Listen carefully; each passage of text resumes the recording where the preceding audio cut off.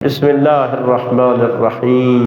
رسالت امام صلی اللہ علیہ وآلہ وسلم کا ارشاد ہے کہ اعداء عدوک،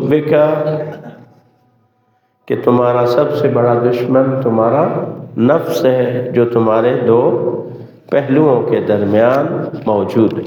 امیر المومنین علی بن ابی طالب علیہ السلام نے بھی فرمایا اعداء عدو للمرء غضبہ و شہوتہ، فرماتے ہیں کہ ایک شخص کا سب سے بڑا دشمن اس کا غصہ ہے، غضب ہے، اور اس کی شہوت ہے، خواہشات نفسانی۔ ان دونوں کا تعلق اسی نفس کے ساتھ ہے۔ جو اس پر قابو پا لے، فرمایا کہ اس کے درجہ بھی بلند ہو جاتا ہے اور وہ اپنے مقصد تک بھی پہنچ جاتا ہے۔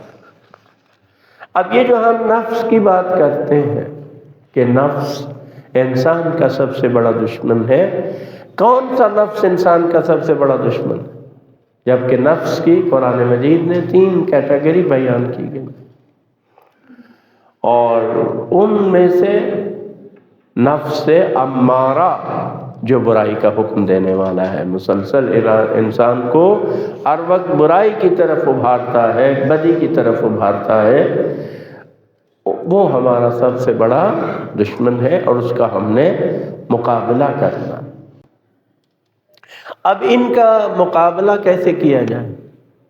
ٹھیک ہے، دیکھیں اللہ تعالیٰ نے انسان کو بنایا، اس میں کچھ خواہشات ہیں، کھانے پینے کی خواہش ہے، جنسی خواہشات ہے، آسائش کی خواہش ہے، عزت کی انسان کی خواہش ہے، اپنا ایک لوگوں کے درمیان اس کو وقار ملے، اس کی اپنی ایک خواہش ہے۔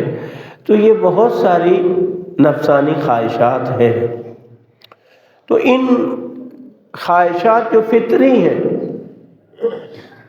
تو ان کو دبا دے تو یہ بھی نہیں ہو سکتا۔ انسان کھائے نہ کچھ، پیے گا نہ۔ کیا کرنا ہے اس جہاد بالنفس میں، خواہشات نفسانی کے ساتھ جہاد میں کیا کرنا ہے؟ ان کو متوازن رکھنا ہے، توازن میں رکھنا ہے، اور ان خواہشات کو پورا کرنے کے اللہ نے جو حلال طریقے بیان کیے ہیں، ان حلال طریقوں سے اپنی خواہشات نفس کو پورا کرنا ہے، حرام کی طرف نہیں جانا۔ انسان کے پاس اگر کچھ نہ ہو، کہتا ہے مجھے موٹر سائیکل مل جائے، موٹر سائیکل مل جاتا ہے تو گاڑی کی خواہش ہوتی ہے، گاڑی ہو تو اچھی فلاں، اچھی سے اچھی، پھر گاڑی، پھر اس سے اوپر، پھر اس سے اوپر، اور اسی طرح سے باقی خواہشات، اسی طرح سے کھانے پینے کی خواہشات ہیں۔ تو یہ خواہشات ہمیشہ بڑھتی رہتی ہیں۔ اگر انسان پھر ان کو کنٹرول نہ کرے، عقل کے تابع نہ ہو، شریعت کے تابع نہ ہو، تو پھر ان خواہشات کو پورا کرنے کے لیے پھر وہ حلال و حرام میں تمیز نہیں کرتا۔ پھر جس ذریعے سے بھی خواہش پوری ہو، وہ اپنی خواہش کو پورا کرتا ہے۔ یہاں ایک انسان کیا ہو جاتا ہے؟ ڈگمگا جاتا ہے۔ یہاں پر ہے کہ وہ اپنے خواہشات کو کنٹرول کرے اور بقدر ضرورت اس پر اکتفا کرے۔ اب اس کا مقابلے کا طریقہ کیا ہے؟ کیسے ہم نفس امارہ سے اور اس سے مقابلہ کریں؟ تو مختلف طریقے احادیث میں، قرآن میں اور علماء اخلاق نے بیان کیے ہیں۔ ان میں سے کچھ چیزیں میں آج آپ کی خدمت میں عرض کرتا ہوں۔ سب سے پہلا طریقہ یہ ہے، وہ یہ کہ انسان اللہ اور آخرت پر اپنے ایمان کو مضبوط کرے۔ جب اس کا خدا پر ایمان ہو، یعنی میں نے خدا کی نافرمانی نہیں کرنی، خدا کی فرما برداری میں ہی نفس کو کنٹرول کر لے گا انسان، اسی میں نفس کنٹرول ہو جائے گی۔ اگر وہ اللہ کے احکامات کی فرما برداری کرے تو اس کا نفس کیا ہو جائے گا؟ کنٹرول ہو جائے گا۔ ٹھیک ہے، کیوں؟ اللہ کا حکم ہے بھئی حرام نہیں کماؤ، حرام نہیں کھاؤ، ٹھیک ہے، تو وہ کیا ہے؟ اگر اللہ کے حکم کو مانتا ہے تو اس چیز سے بچ جائے گا۔ زیادہ نہیں کھاؤ، حدیث میں ہے کہ پیٹ بھر کے نہیں کھاؤ، ابھی آدھی بھوک رہتی ہو تو انسان کھانا چھوڑ دے، ٹھیک ہے؟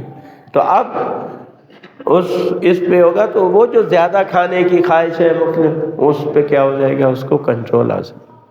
تو اللہ کے احکامات کی فرما برداری یعنی اللہ پر ایمان، اور اس کے بعد آخرت پر ایمان کہ میں نے ہر چیز کا جا کر حساب و کتاب دینا ہے، جو قیامت کا دن آئے گا اس میں ان سب چیزوں کا حساب لیا جائے گا، میرے برے عمل کا مجھے سزا ملے گی، اچھے عمل کی جزا ملے گی۔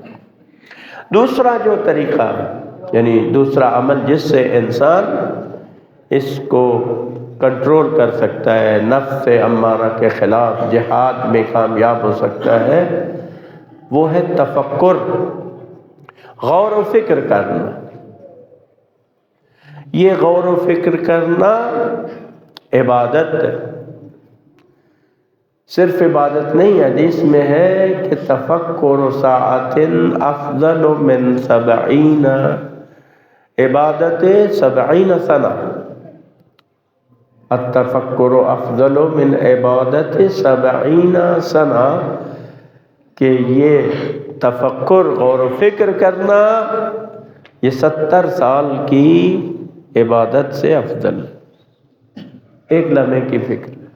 اور یہی ایسا ہوتا ہے کہ ایک لمحے کی جو فکر ہے وہ انسان کو بدل دیتی ہے، اس کی زندگی بدل جاتی ہے۔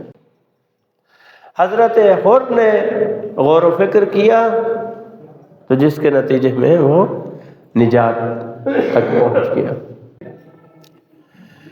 حضرت علی علیہ السلام فرماتے ہیں لا علم کالتفکر، سوچ و بچار سے بڑھ کر کوئی علم نہیں ہے، یہ سب سے بڑا علم۔ لا علم کالتفکر، تفکر کی طرز پر کوئی علم نہیں ہے۔ اسی طرح سے امام مجتبی علیہ السلام فرماتے ہیں کہ اللہ تعالیٰ کی کاریگری میں غور و فکر کرنے سے بڑھ کر کوئی عبادت نہیں ہے۔ تو عبادت، نماز روزہ بھی عبادت ہے، لیکن اللہ کے ان کائنات میں غور و فکر کرنا، سوچ و بچار کرنا اپنے بارے میں، خدا کے بارے میں کہ خدا نے مجھے کیا کیا نعمات عطا کی ہیں، وہ کتنا کریم ہے، مہربان ہے، اور میں کیا کر رہا ہوں، یہ اس جیسی عبادت نہیں ہے۔ یا امام نے فرمایا نبہ بالتفکر کالبقا، کہ اپنے دل کو بیدار کرو غور و فکر کے ذریعے سے، سوچ و بچار کے ذریعے سے اپنے مردہ ضمیر کو جگاؤ، اپنے مردہ دل کو بیدار کرو غور و فکر کے ذریعے سے۔ تو یہ ایک ذریعہ ہے کہ انسان اس جہاد بالنفس میں کامیابی حاصل کرے، غور کرے کیا کیسے میں زندگی گزار رہا ہوں۔ پروردگار عالم ہمیں نفس امارہ کے خلاف جہاد میں کامیابی عطا فرمائے، نفسانی خواہشات پر ہمیں قابو پانے کی توفیق عطا فرمائے۔